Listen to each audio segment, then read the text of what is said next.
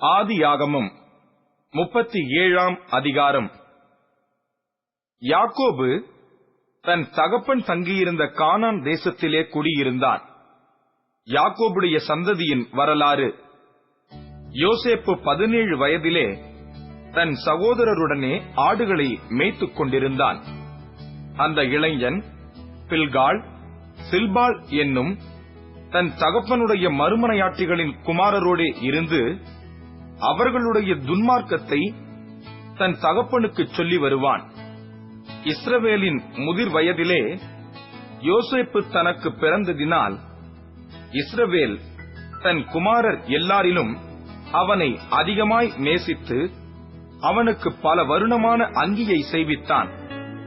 அவனுடைய சகோதரர் எல்லாரிலும் அவனை தங்கள் தகப்பன் அதிகமாய் நேசிக்கிறதை அவன் சகோதரர் கண்டபோது அவனோடே பட்சமாய் பேசாமல் அவனை பகைத்தார்கள். யோசேப்பு ஒரு சொப்பனம் கண்டு அதை தன் சகோதரருக்கு அறிவித்தான்.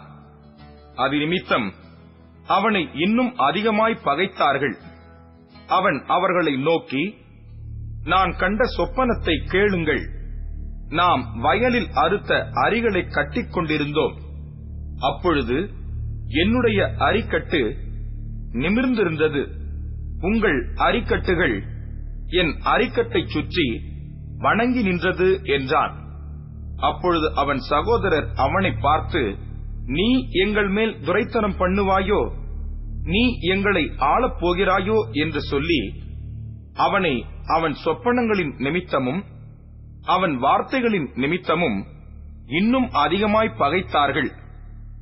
அவன் வேறொரு சொப்பனம் கண்டு தன் சகோதரரை நோக்கி, நான் இன்னும் ஒரு சொப்பனத்தை கண்டேன்.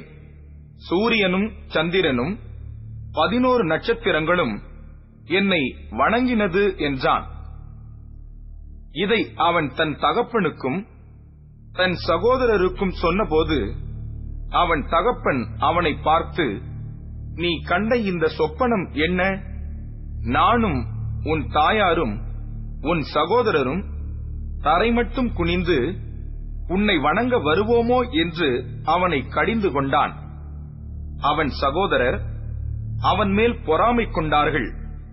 அவன் தகப்பனோ அவன் சொன்னதை மனதிலே வைத்துக் கொண்டான். பின்பு அவன் சகோதரர் சீகேமிலே தங்கள் தகப்பனுடைய ஆடுகளை மேய்க்கப் போனார்கள். அப்பொழுது இஸ்ரவேல் யோசேப்பை நோக்கி, உன் சகோதரர் சீகேமிலே ஆடுகளை மேய்க்கிறார்கள் அல்லவா? உன்னை அவர்களிடத்துக்கு அனுப்பப் போகிறேன், வா என்றான். அவன், இதோ போகிறேன் என்றான். அப்பொழுது அவன், நீ போய் உன் சகோதரருடைய க்ஷேமம் எப்படி என்றும் ஆடுகள் எப்படி இருக்கிறது என்றும் பார்த்து எனக்கு மறுசெய்தி கொண்டு வா என்று அவனுக்கு சொல்லி எபிரோன் பள்ளத்தாக்கிலே இருந்து அவனை அனுப்பினான். அந்தபடியே அவன் சீகேமுக்கு போனான். அப்பொழுது ஒரு மனிதன் அவன் வெளியிலே வழித்தப்பித் திரிகிறதைக் கண்டு, என்ன தேடுகிறாய் என்று அவனை கேட்டான்.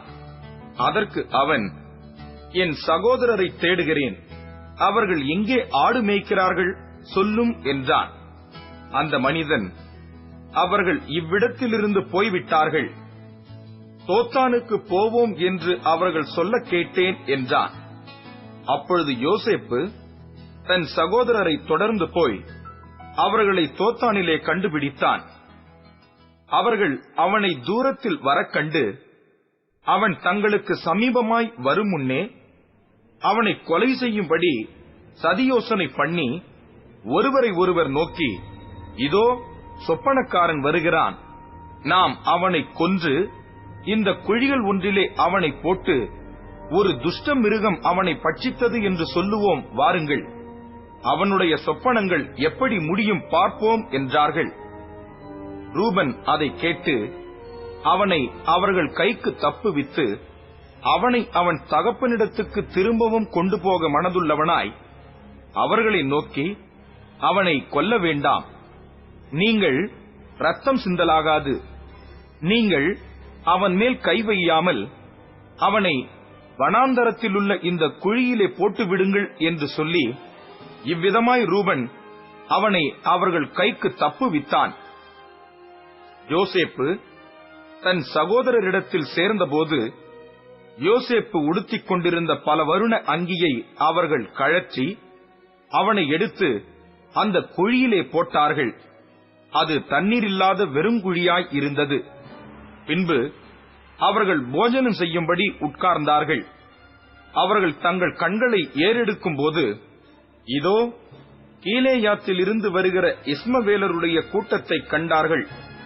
அவர்கள் எகிப்துக்கு கொண்டு போகும்படி கந்தவர்க்கங்களையும் பிசின் தைலத்தையும் வெள்ளை போளத்தையும் ஒட்டகங்கள் மேல் ஏற்றிக் கொண்டு வந்தார்கள்.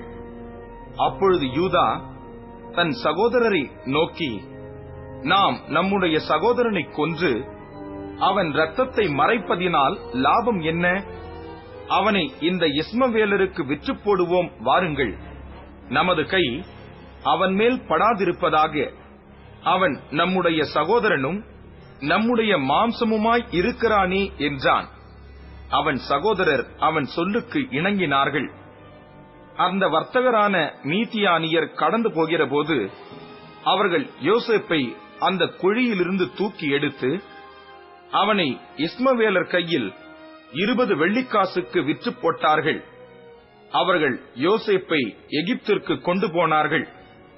பின்பு ரூபன் அந்த குழியினிடத்துக்கு திரும்பி போனபோது யோசேப்பு குழியில் இல்லை என்று கண்டு தன் வஸ்திரங்களை கிழித்துக் கொண்டு தன் சகோதரரிடத்துக்கு திரும்பி வந்து, இளைஞன் இல்லையே, ஐயோ, நான் எங்கே போவேன் என்றான்.